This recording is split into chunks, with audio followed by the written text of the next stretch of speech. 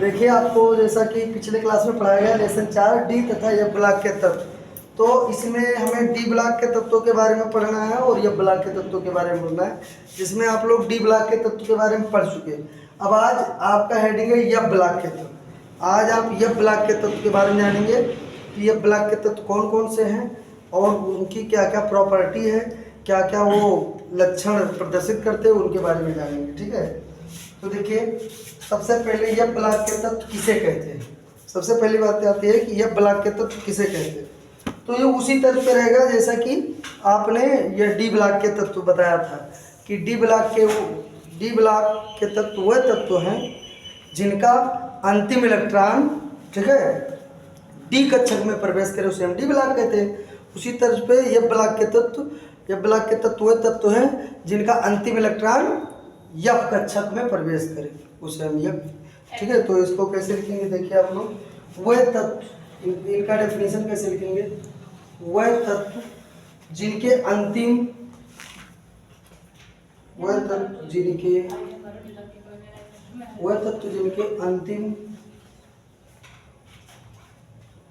Electron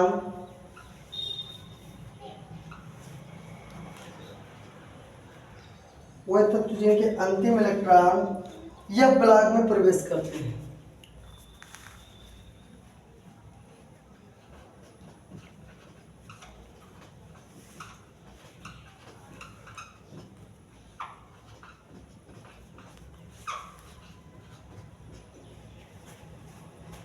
वह तत्व जिनके अंतिम इलेक्ट्रॉन एफ ब्लॉक में प्रवेश करते हैं एफ ब्लॉक के तत्व कहलाते हैं।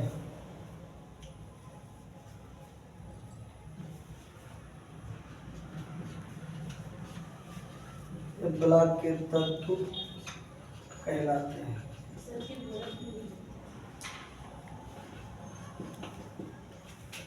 तो देखिए आपको अगर डी ब्लॉक पूछा जाए या ब्लॉक पूछा जाए, आप इसको खुद ही मतलब क्या कहते हैं समझ के और खुद ही बना सकते हैं कि जब हम इलेक्ट्रॉनिक विन्यास करते हैं किसी तत्व का तो अंतिम इलेक्ट्रॉन किस ब्लॉक में जाता है। अगर अंतिम इलेक्ट्रॉन एफ ब्लॉक में जा रहा है तो उसे एफ ब्लॉक के तत्व के अंतर्गत आएगा। अंतिम इलेक्ट्रॉन डी ब्लॉक में जा रहा है तो उसे अंतिम इलेक्ट्रॉन डी कक्षक में जा रहा है तो डी ब्लॉक के तत्व कहेंगे। ठीक है, तो या अंतिम इलेक्ट्रॉन यस कक्षक में जा रहा है तो उसे यस ब्लॉक के तत्व कहेंगे, या अंतिम इलेक्ट्रॉन पी ब्लॉक में जा रहा है तो उसे पी कक्षक में जा रहा है तो उसे पी ब्लॉक के तत्व कहेंगे। तो ये आपकी परिभाषा होगी। अगर एग्जाम में आपको आता है कि एफ ब्लॉक के तत्व किसे कहते हैं तो आपको लिखना है वह तत्व जिनके अंतिम इलेक्ट्रॉन एफ ब्लॉक में प्रवेश करते हैं एफ ब्लॉक के तत्व कहलाते हैं। ठीक है, अब सबसे पहले देखिए एफ ब्लॉक के तत्वों को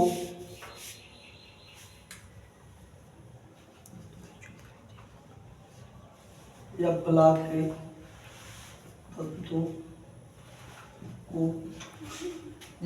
के तत्वों को दो श्रेणी में बांटा गया है।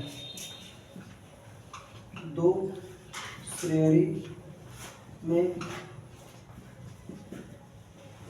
बांटा गया है। डी ब्लॉक के तत्वों को दो श्रेणी में बांटा गया था, 3D श्रेणी और 4D श्रेणी। ऐसे उसी प्रकार एफ ब्लॉक के तत्वों को भी दो श्रेणी में बांटा गया। कौन कौन से बांटा गया है? पहला है 4F श्रेणी, 4F श्रेणी, ठीक है, और दूसरा है 5F श्रेणी, 5F श्रेणी। अब 4F श्रेणी को क्या कहते हैं? लैंथेनाइड कहते हैं। 5F श्रेणी को क्या कहते हैं? लैंथेनाइड।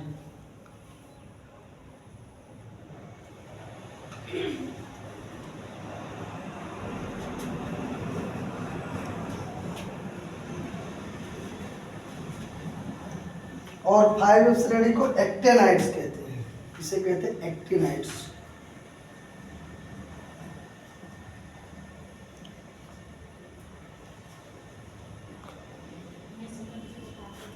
ठीक है,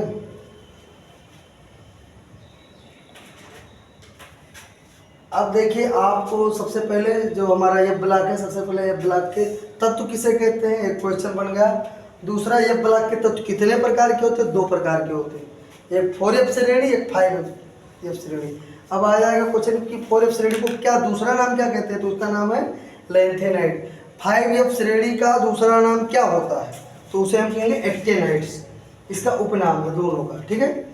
अब एक क्वेश्चन बोर्ड एग्जाम में आपके इंटर के वो आ सकता है कि लैंथेनाइड और एक्टेनाइड में क्या अंतर है, ठीक है। लैंथेनाइड और एक्टेनाइड में क्या अंतर है, तो देखिए, या ये ऐसा पूछ सकता है कि 4f और 5f श्रेणी में अंतर बताइए, या इस तरह भी हो सकता है कि 4f या 5f में दोनों में तुलना करो, तो तुलना करो और चाहे अंतर बताओ, एक ही चीज़ है, ठीक है।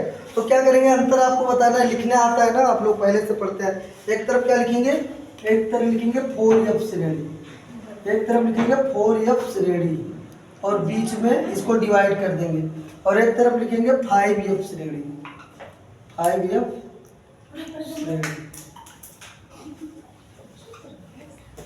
4f श्रेणी 5f श्रेणी, ठीक है। अब दोनों में अंतर देखिए कैसे लिखेंगे। सबसे पहले पहला पॉइंट है कि पॉइंट इसमें लिखेंगे, क्या लिखेंगे, इन्हें लैंथेनाइड कहा जाता है। 4f श्रेणी को लैंथेनाइड के नाम से आते हैं, इन्हें लैंथेनाइड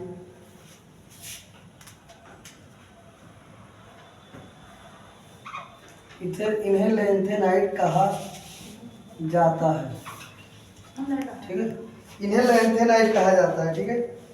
5f श्रेणी को क्या कहते हैं, इन्हें भी लिखेंगे, पहला पॉइंट इसमें, इन्हें एक्टेनाइड कहा जाता है, इन्हें क्या कहा जाता है, एक्टेनाइड्स, इन्हें एक्टेनाइड्स कहा जाता है।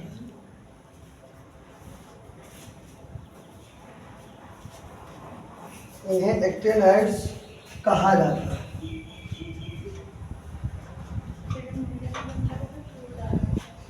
इन्हें एक्टेनाइड्स कहा जाता है। फिर इसमें दूसरा पॉइंट लिखेंगे, हमें दोनों में अंतर बताना है, इसमें क्या अंतर है, तो देखिए इसका नाम अलग है, एक अंतर हो गया, एक लैंथेनाइड का, इसको ये बोर्ड एग्जाम में आता है, ध्यान से आप लोग इसको क्या कहते हैं थोड़ी गंभीरता से लेंगे। ये ब्लॉक का है और ये ब्लॉक का ही जरूर आता है, ठीक है। दूसरा अंतर हो गया, अंतिम इलेक्ट्रॉन यफ में प्रवेश करता है, इसका अंतिम इलेक्ट्रॉन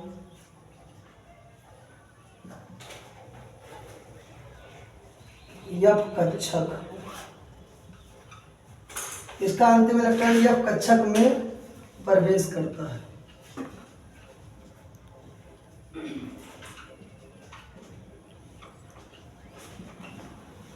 इसका अंतिम इलेक्ट्रॉन यफ कक्षक में प्रवेश करता है, और इसमें भी कह देंगे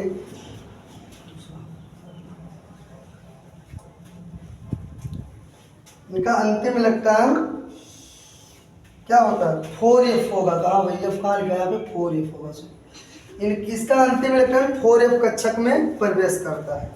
अब देखिए इनका अंतिम इलेक्ट्रॉन, अब ये 5f श्रेणी है तो ये 5f उसमें जाएगा, इनका अंतिम इलेक्ट्रॉन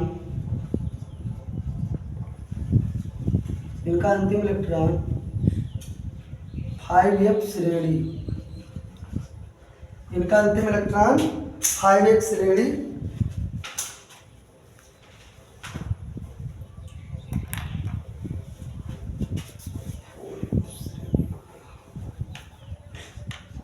इनका अंतिम इलेक्ट्रॉन 5f श्रेणी में प्रवेश करता है। दो अंतर हो गया, ठीक है।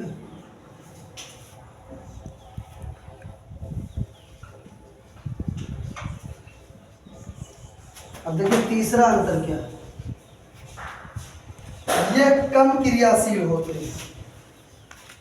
तीसरा अंतर है, जो ये 4f श्रेणी के तत्व होते हैं ये कम क्रियाशील होते हैं, ठीक है।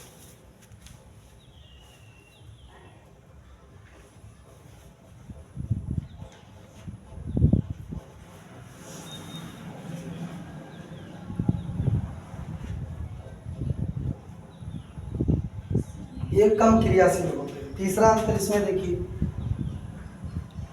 5F श्रेणी का क्या होता है, ये अधिक क्रियाशील होते हैं। ये 5F के श्रेणी के जितने तत्व हैं ये अधिक क्रियाशील होते हैं, जल्दी क्रिया करते हैं, ठीक है।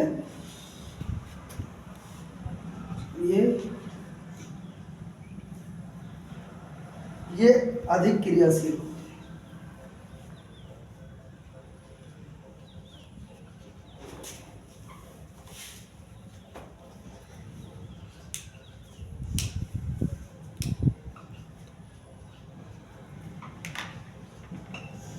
अब इसमें चौथा अंतर देखिए, ऐसे आपको कहीं भी अंतर किसी भी सब्जेक्ट में दिखाना हो अंतर तो ऐसे लिखते हैं, दोनों का एक तरफ इधर एक तरफ इधर, एक पॉइंट इसका देंगे एक पॉइंट इसका देंगे, लेकिन दोनों सेम नहीं रहेगा, अलग अलग रहना चाहिए, ठीक है, तभी अंतर होगा, ठीक है।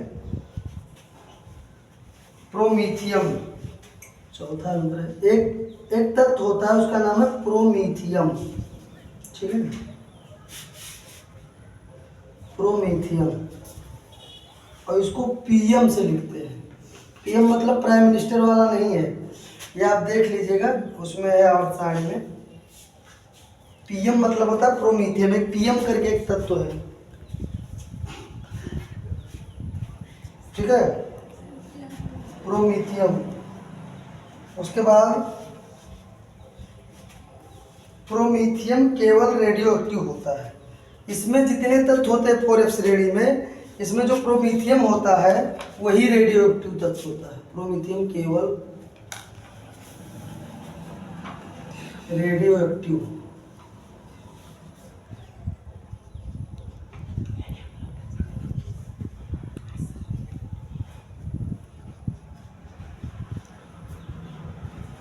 होता है, ठीक है।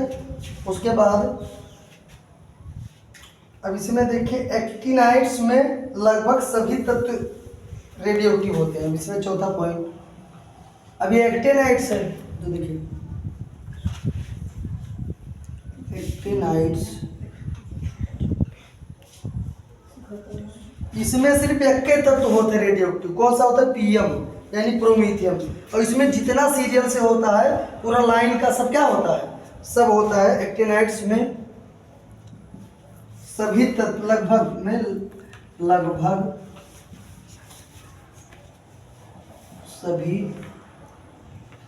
लगभग सभी तत्व क्या होते हैं, रेडियो एक्टिव होते हैं, रेडियो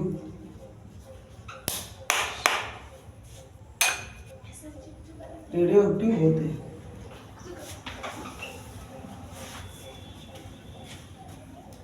रेडियो एक्टिव होते हैं, ठीक है। उसके बाद देखिए इनका परिवर्ती, अब एक पचवा अंतर क्या है, इनका परिवर्त। अब सबसे पहले एक बात आती है कि रेडियो एक्टिव तत्व कौन से है, ठीक है। तो सबसे पहले रेडियो एक्टिव आप लोग को मालूम होना चाहिए। तो रेडियो एक्टिव तत्व वह तत्व है जिनसे अल्फा बीटा और गामा किरणें निकलती है, ठीक है। ये बात आती है भाई रेडियो एक्टिव क्या है, कोई बच्चे ने सुना तो पूछेगा क्या है। तो रेडियो एक्टिव तत्व वह तत्व है जिनसे अल्फा बीटा और गामा, ठीक है, कुछ तत्व अपने शरीर से अल्फा बीटा गामा किरणें निकालते हैं, तो ऐसे तत्व रेडियो एक्टिव तत्व कहलाते हैं, ठीक है, समझ गए। तो अब 5वां पॉइंट लिख लीजिए, ठीक है। इनका परिवर्ती ऑक्सीकरण अवस्था ज्यादा नहीं होता है, इनका परिवर्ती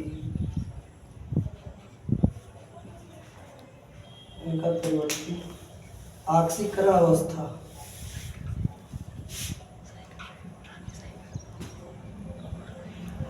परिवर्ती ऑक्सीकरण अवस्था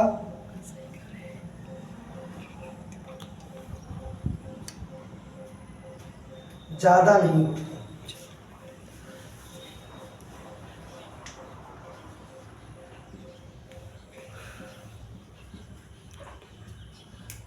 इसका जो ऑक्सीकरण अवस्था परिवर्ती ऑक्सीकरण अवस्था होता है वो ज्यादा नहीं होता। आपको परिवर्ती ऑक्सीकरण अवस्था पहले बताया, ठीक है।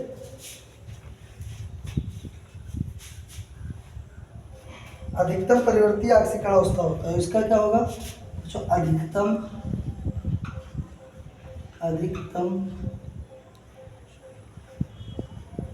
परिवर्ती